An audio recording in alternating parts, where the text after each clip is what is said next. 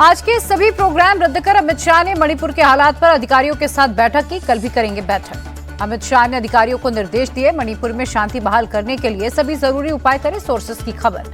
अमित शाह की नागपुर, वर्धा समेत 4 जगहों पर जनसभाएं होनी थी। सभी प्रोग्राम रद्द कर दिल्ली लौटे थे अमित शाह। मणिपुर में बीजेपी सरकार से एनपीपी ने समर्थन वापस लिया। बीजेपी चीफ नड्डा को पत्र लिखकर कहा, सीएम बीरेन्द्र सिंह हालात कंट्रोल करने में फेल रहे। महाराष्ट्र के कराड़ उत्तर में सीएम योगी की जनसभा का कांग्रेस का इतिहास देश को बांटने का है, उसमें अंग्रेजों का डीएनए है। सीएम योगी की अपील, एक है तो सेफ है, इसी भाव से पूरे चुनाव में एकजुट होकर काम करना है। कोल्हापुर में सीएम योगी ने बटेंगे तो कटेंगे के स्लोगन पर कहा, हम बटे थे तो अयोध्या, मथुरा, काशी में अपमान झेलना पड़ा था। सीएम योगी ने कहा, उद्धव ठाकरे बहाले की बाला साहेब ठाकरे के सिद्धांतों को भूल गए, लेकिन बीजेपी उनके सिद्धांतों पर चलेगी। नागपुर में देवेंद्र फडणवीस ने किया रोड शो, महायुति की सरकार बनने का किया दावा। देवेंद्र फडणवीस ने प्रियंका गांधी को जवाब दिया, कहा उन्हें कुछ पता नहीं, बिहार में जातीय जनगणना का बीजेपी ने समर्थन किया था।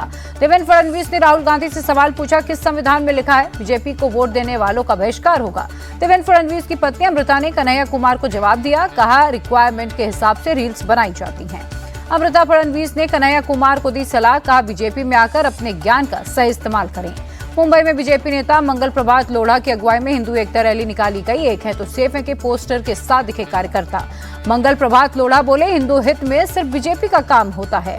नागपुर में बोले केंद्रीय मंत्री शिवराज सिंह चौहान, प्याज के एक्सपोर्ट से प्रतिबंध हटाया गया। महाराष्ट्र में सोयाबीन की खरीद को सुगम बनाने के लिए नमी की सीमा को 12 से बढ़ाकर 15% किया गया। शिवराज चौहान ने दी जानकारी। शिवराज सिंह चौहान ने राहुल गांधी पर निशाना साधा, कहा राहुल इतना झूठ बोलते हैं कि लाई डिटेक्टर लगा दिया जाए तो वो भी फट जाएगा। नासिक में केंद्रीय मंत्री अर्जुन राम मेघवाल बोले, कांग्रेस और उसके सहयोगी वोट के लिए भ्रम पैदा करते हैं। महाराष्ट्र और झारखंड में इंडिया अलायंस का फेक नैरेटिव फेल होगा, भारत में विकसित भारत का माहौल बन गया। अर्जुन मेघवाल का बयान। राहुल गांधी ने पीएम की याददाश्त को लेकर उठाए सवाल, तो बीजेपी प्रवक्ता शहजाद पूनावाला ने कहा, संवैधानिक पदों पर बैठे लोगों का अपमान करना राहुल की पहचान बन गई। अमरावती के खल्लार में पूर्व सांसद नवनीत राणा की रैली में हंगामा, कुछ लोगों ने नवनीत राणा पर फेंकी कुर्सियां। नवनीत राणा ने खल्लार थाने में दर्ज कराई शिकायत। युवा स्वाभिमान पार्टी के प्रत्याशी रमेश बुंदले के लिए प्रचार कर रही थी नवनीत राणा ने उद्धव ठाकरे की पार्टी के कार्यकर्ताओं पर हमले का आरोप लगाया, कहा जो जिस भाषा में समझेगा उसी भाषा में जवाब मिलेगा। नवनीत राणा बोली, भीड़ ने अल्लाहू अकबर के नारे लगाए, मेरी जाति को निशाना बनाकर गालियां दी। कांग्रेस महासचिव प्रियंका गांधी ने नागपुर में रोड शो किया, कांग्रेस समर्थकों की भारी भीड़ उमड़ी। प्रियंका गांधी के रोड शो में जमकर हंगामा, बीजेपी और कांग्रेस के कार्यकर्ता आमने सामने आए, जमकर हुई नारेबाजी। नागपुर में बोले, तेलंगाना के सीएम रेवंत रेड्डी, गुजरात से आए 2 लोग महाराष्ट्र पर कब्जा करने की कोशिश में हैं। सीएम रेवंत रेड्डी ने बीजेपी पर समाज को बांटने और वादा खिलाफी करने का आरोप लगाया, कहा पूरे देश में कांग्रेस मॉडल लागू होगा। रेवंत रेड्डी ने बीजेपी का हिडन एजेंडा बताया, कहा जब भी मौका मिला वो संविधान बदल देंगे, आरक्षण खत्म कर देंगे। मुंबई में कांग्रेस नेता सलमान खुर्शीद ने कहा, वोट जिहाद शब्द से चुनाव की दिशा तय नहीं होगी, कोई भी धर्म युद्ध की बात नहीं करता। सजाद नोमानी के वोट जिहाद वाले बयान पर बोले सलमान खुर्शीद, कांग्रेस ने किसी मौलाना से नहीं कहा कि उसके पक्ष में अपील करे। सलमान खुर्शीद बोले, एक है तो सेफ है अच्छी बात है, लेकिन बटेंगे तो कटेंगे कहना ठीक नहीं है, भारतीयता के खिलाफ है। महाराष्ट्र चुनाव आयोग का एक्शन, बारामती में शरद पवार और कराड़ में उद्धव ठाकरे के बैग की तलाशी ली गई। अब बात करते हैं झारखंड चुनाव की। बीजेपी सांसद निशिकांत दुबे का दावा, 2/3 बहुमत से सरकार बनेगी बीजेपी की। सारथ में बोले बीजेपी नेता अर्जुन मुंडा, माहौल बीजेपी के पक्ष में, झारखंड के कई गांवों में डेमोग्राफी बदल गई है। महाराष्ट्र और झारखंड में एनडीए की सरकार बनना तय, हिमाचल के पूर्व सीएम जयराम ठाकुर का दावा। और अब बात करेंगे यूपी उपचुनाव की। अखिलेश यादव ने कटहरी में एक जनसभा को संबोधित किया, कहा बांटने की हर साजिश नाकाम होगी। अखिलेश यादव ने सीएम योगी पर तंज कसा, कहा वस्त्र से नहीं अच्छे विचार से आप संत हो सकते हैं। अखिलेश यादव ने कहा, सीएम योगी पीडीए से घबरा गए, इसीलिए बटेंगे तो कटेंगे जैसी भाषा बोल रहे हैं। अखिलेश यादव के बयान पर बोले deputy CM Keshav Prasad Maurya, CM योगी एक संत है, उनका अपमान बर्दाश्त नहीं है। कानपुर में बोले सपा नेता शिवपाल यादव, उपचुनाव में बीजेपी सभी 9 सीटों पर हारेगी, बीजेपी के लोग सिर्फ झूठ बोलते हैं। दिल्ली में विधानसभा चुनाव से पहले आम आदमी पार्टी को बड़ा झटका लगा है। मंत्री कैलाश गहलोत ने पार्टी से इस्तीफा दिया। सीएम आतिशी ने कैलाश गहलोत का इस्तीफा मंजूर किया। कैलाश के पास गृह, परिवहन, कानून समेत कई मंत्रालय थे। कैलाश गहलोत ने आप संयोजक केजरीवाल को लिखी चिट्ठी, कहा केंद्र से लड़ने में समय बर्बाद करती है दिल्ली सरकार। केजरीवाल को लिखी चिट्ठी में कैलाश गहलोत ने कहा, शीश महल विवाद से शर्मिंदगी हुई, यमुना की सफाई का वादा पूरा नहीं हो पाया। कैलाश गहलोत ने कहा, सरकार बुनियादी जरूरतें भी पूरी नहीं कर पा रही, आपसे अलग होने के अलावा कोई विकल्प नहीं रहा। गहलोत के इस्तीफे पर आम आदमी पार्टी का बयान, ये बीजेपी का गंदा षड्यंत्र, ईडी और सीबीआई के दम पर चुनाव जीतना चाहती है बीजेपी। आम आदमी पार्टी बोली, गहलोत पर ईडी और इनकम टैक्स के कई केस चल रहे हैं, बीजेपी में जाने के अलावा उनके पास कोई विकल्प नहीं। आप सांसद संजय सिंह बोले, दिल्ली चुनाव से पहले मोदी वॉशिंग मशीन एक्टिव हो गई, कई नेता बीजेपी में शामिल होंगे। कैलाश पर 112 करोड़ की हेराफेरी के आरोप थे, ईडी ने छापे भी मारे थे, संजय सिंह ने दी जानकारी। दिल्ली बीजेपी चीफ वीरेंद्र सचदेवा ने कैलाश गहलोत की तारीफ की, कहा उन्होंने केजरीवाल को भ्रष्टाचार का आईना दिखाया। वीरेंद्र सचदेवा ने आपको झूठ का पुलिंदा बताया, उस पर दिल्ली को बर्बाद करने का आरोप लगाया। दिल्ली सरकार से वीरेंद्र सचदेवा का सवाल, केंद्र से यमुना नदी की सफाई के लिए 8,500 करोड़ रुपए मिले, कहां गए पैसे? दिल्ली चुनाव को लेकर बीजेपी का प्लान, 11 सदस्यीय आरोप पत्र कमेटी गठित की, दिल्ली सरकार की नाकामियों को जनता को बताया जाएगा।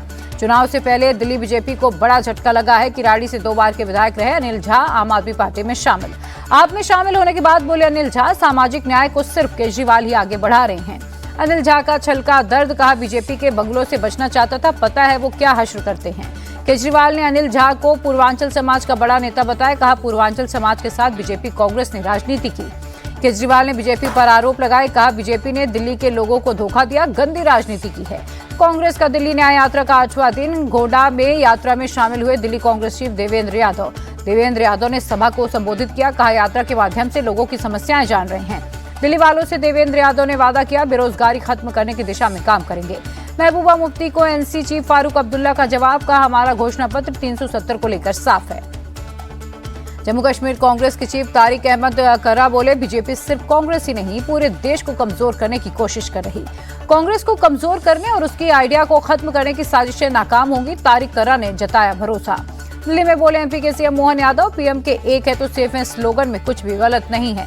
कांग्रेस के चुनाव हारने के सीएम मोहन यादव ने बताई वजह, कहा उसके नेता आतंकियों को समर्थन करते हैं, पाकिस्तान की भाषा बोलते हैं। पीएम मोदी को मिला नाइजीरिया का सर्वोच्च सम्मान, the grand commander of the order of the niger. Britain की महारानी एलिजाबेथ के बाद सम्मान पाने वाले दूसरे विदेशी नेता बने मोदी। पीएम मोदी ने सम्मान को 140 करोड़ भारतीयों को किया समर्पित, कहा दोनों देशों के रिश्ते और होंगे मजबूत। पीएम मोदी ने नाइजीरिया के राष्ट्रपति अहमद टिनुबू से की मुलाकात, कई द्विपक्षीय मुद्दों पर चर्चा। नाइजीरिया के अबुजा में पीएम मोदी ने भारतीय समुदाय को किया संबोधित, कहा यहां रहने वाले भारतीय नाइजीरिया के विकास में कंधे से कंधा मिलाकर चल रहे। नाइजीरिया में रहने वाले भारतीयों के विकास से मेरा सीना 56 इंच का हो जाता है, पीएम मोदी का बयान। गोधरा कांड पर बनी फिल्म द साबरमती रिपोर्ट की पीएम मोदी ने तारीफ की, कहा सच सामने आ रहा, ज्यादा दिन नहीं चलेगा फेक नैरेटिव। इंडिया टीवी से बातचीत में बोले, बाबा बागेश्वर, वक्फ बोर्ड मिटाओ या सनातन बोर्ड बनाओ, जाति पाति मिटाना विजन, हिंदू राष्ट्र बनाना मिशन।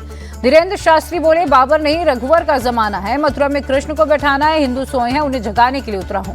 वक्फ संशोधन विधेयक पर असदुद्दीन ओवैसी ने बयान दिया, उन्होंने कहा कि इसका मकसद जमीन हड़पना है।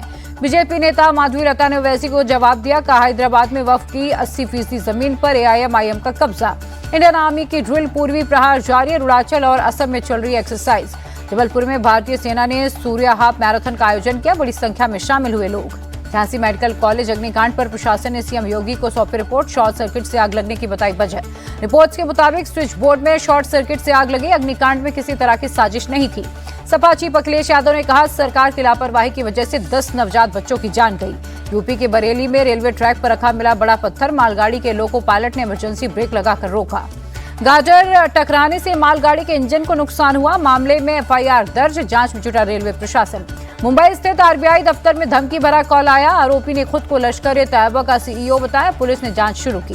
बाबर सिद्दीकी मर्डर केस में 25वीं गिरफ्तारी, गुजरात के रहने वाले सलमान भाई इकबाल भाई गोरा कोला को पकड़ा गया, कोर्ट ने 21 नवंबर तक पुलिस हिरासत में भेजा। हैदराबाद में मिलावटी अदरक पेस्ट बनाने वाले रैकेट का भांडाफोड़ हुआ, पुलिस ने 8 लोगों को हिरासत में लिया। दिल्ली की हवा हुई जहरीली, कई इलाकों में एयर क्वालिटी इंडेक्स गंभीर श्रेणी में पहुंचा। दिल्ली की यमुना नदी में बढ़ा प्रदूषण, नदी की सतह पर जहरीली झाग की परत दिखाई दी। दिल्ली में एयर पोल्यूशन पर बोले बीजेपी सांसद मनोज तिवारी, इसका एक ही समाधान है, आम आदमी पार्टी को हटाना।